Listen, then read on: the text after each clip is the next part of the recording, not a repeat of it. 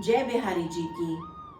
आज मैं आपको कृपा मंजी भाग 1 का अध्याय 17 का श्रवण कराने जा रही हूँ। बिहारी जी ने पुनः मेरे पवित्र मन को जागृत कर दिया। उन्हीं के रंगों से रंगे रहने के लिए जो मेरे ऊपर बरसाए गए वास्तविकता होते हुए भी सब सपना सा लगे। दया कृपा दृष्टि बनी रहे प्रिय बिहारी जी की। आह, ये आनंद, क्या आनंद, परमानंद है। उन्हें बार बार निहारने की, महसूस करने की इच्छा है। अब होली नहीं खेलूंगी, ऐसा संकल्प किया। बिहारी जी ने योजनाएं बनाई, दुखों को दूर किया, भर भर रंग डालकर रंगों से भिगो दिया, अपने लोगों द्वारा प्रेम बरसा दिया। मुट्ठी भर भर विभिन्न विभिन्न गुलाल उड़ेले। रहा न गया जब बिहारी जी खुद मेरे संग होली खेले। किसी को बचाते हो, किसी के दुख दर्द मिटाते हो।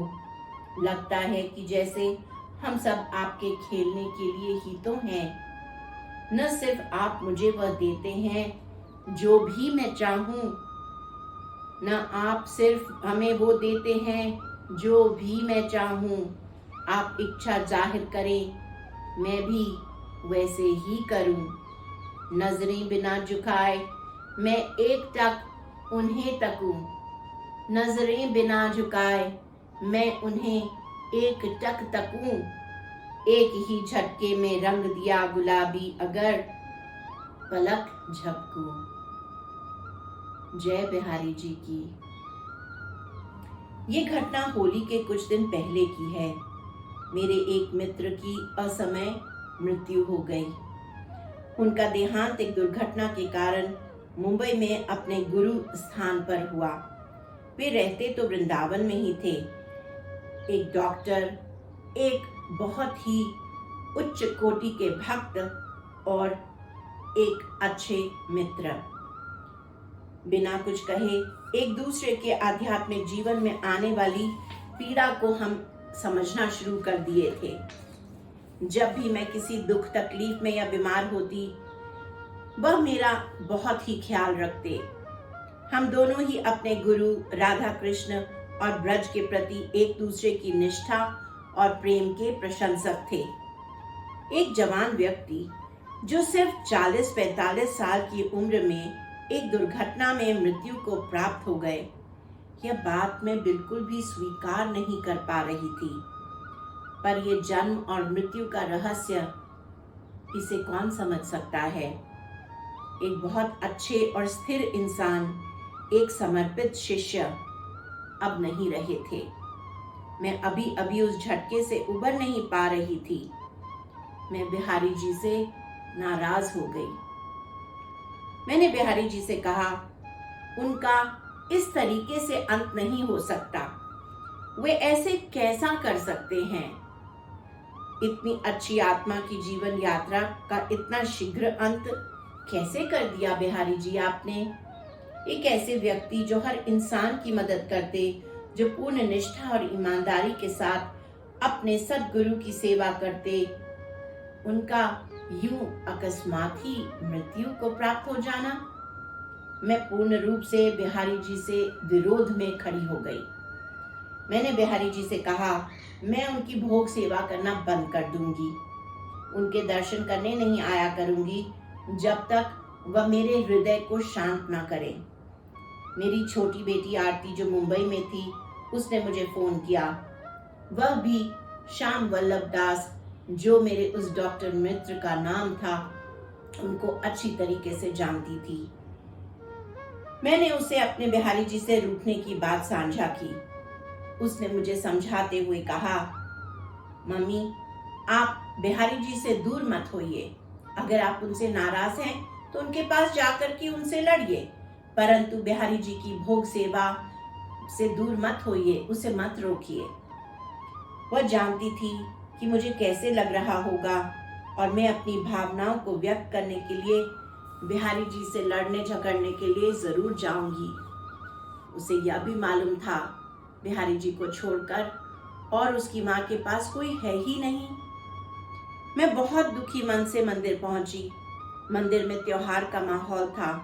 लोग रंगों से खेल रहे थे, खुशियां मना रहे थे, पर मैं ऊपर से और अंदर से बिल्कुल ही टूटी हुई थी, निराश सी थी। पूरा समय मेरा मन रो रहा था। मैं बहुत बेचैन थी। मेरा दिमाग और मेरी बुद्धि बार बार बिहारी जी से यह सवाल कर रहा था, ऐसा क्यों, ऐसा क्यों। मैंने बिहारी जी को भोग भेजा और उनके पास खड़ी हो गई। उनके दर्शन करने लगी। मुझे ऐसा लगा जैसे बिहारी जी के प्रेम और स्नेह ने मुझे पूरी तरीके से ढक लिया हो। बिहारी जी मुझे आश्वासन दे रहे थे, तुम्हें श्याम वल्लभ दास की चिंता करने की कोई जरूरत नहीं है, वह अब मेरे समीप हैं। उन्होंने अच्छी गति प्राप्त करी है, वो प्रसन्न चित्त हैं। अब तुम भी प्रसन्न हो जाओ। उनके लिए शोक बिल्कुल भी मत करो, दुखी मत हो। आओ मेरे साथ होली खेलो। श्याम वल्लभ दास जहां पहुंचने चाहिए थे, मुझे ऐसे लगा वो वहीं पहुंचे हैं। बिहारी जी ने मेरे अत्यंत दुखी मन को शांत कर दिया था। फिर भी मैं बिहारी जी के पास सीढ़ियों पर बैठकर यही सोच रही थी कि मैं इस बार होली नहीं खेलूंगी। मैं प्रणव गोस्वामी जी की 3 साल की छोटी बच्ची को अपनी गोद में बिठाए प्रसाद खिला रही थी। फिर वह बच्ची अपने घर चली गई। मैं राजभोग आरती का इंतजार कर रही थी। तभी गुंजन गोस्वामी जी अपने हाथों में पलाश के फूलों से बने रंगों से भरा थाल लिए वेदी से बाहर आए और सारा का सारा रंग मुझ पर उड़ेल दिया। मैं सिर से पांव तक भीग गई। पहले तो मैं चौंक गई और फिर मुझे इन युवा गोस्वामियों के भाव को भाप गई और मुझे हंसी छूट गई। यह बिहारी जी की तरफ से मेरे साथ होली खेल रहे थे। इनमें से किसी को भी मेरे और बिहारी जी के झगड़े के बारे में पता नहीं था। कोई नहीं जानता था कि मैं बिहारी जी से होली खेलने से मना कर रही थी और बिहारी जी ने इन्हें प्रेरणा देकर जबरदस्ती मुझे रंगने के लिए भेज दिया। गुंजन गोस्वामी जी को ऋषि गोस्वामी ने ही यह मस्ती सुझाई थी। इसके बाद तो सब रुकने का नाम ही नहीं ले रहे थे। सावरिया गोस्वामी, ऋषि गोस्वामी, गुंजन गोस्वामी, इन सब ने थाल लिया और ऊपर से नीचे तक मुझे गुलाल और टेसू के गरम जल से बिल्कुल ही ढक दिया।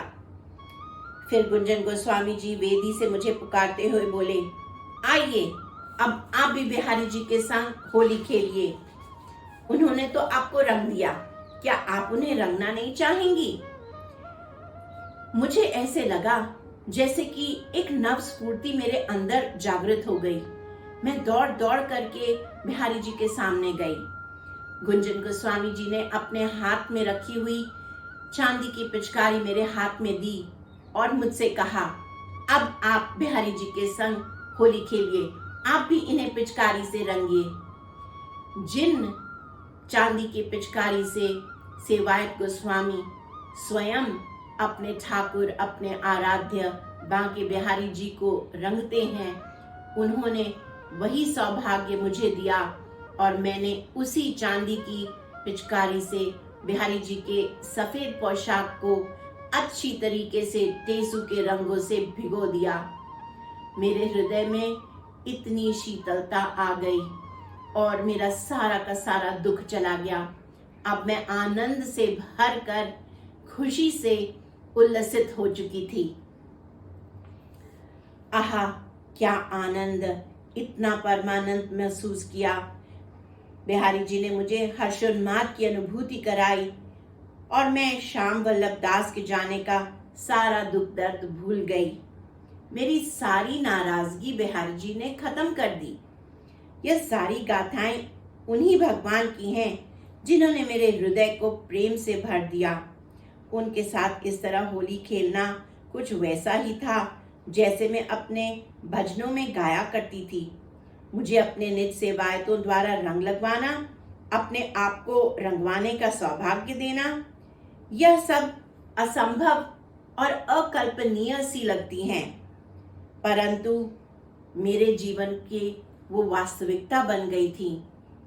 एक सत्य कथा, कोई इसमें किसी भी तरीके की कोई संशय की बात नहीं है कि बिहारी जी ने मेरे ऊपर असीम कृपा करते हुए मेरे दुख को, मेरी निराशा को खत्म कर दिया था। मैं बिहारी जी से यही प्रार्थना करती हूँ कि जो भी यह कथा को, इस अध्याय का श्रवण करे, अगर उसके हृदय में किसी भी बात का दुख हो तो बिहारी जी कृपा करके उनके दुख को, उनके दर्द को वैसे ही मिटा दे जैसे उन्होंने हमारे हृदय को, दुखी हृदय को अपने प्रेम से, अपनी चतुरता से भर दिया था। सभी आनंदित रहें। सर्वे भवन्तु सुखिनः। जय बिहारी जी की।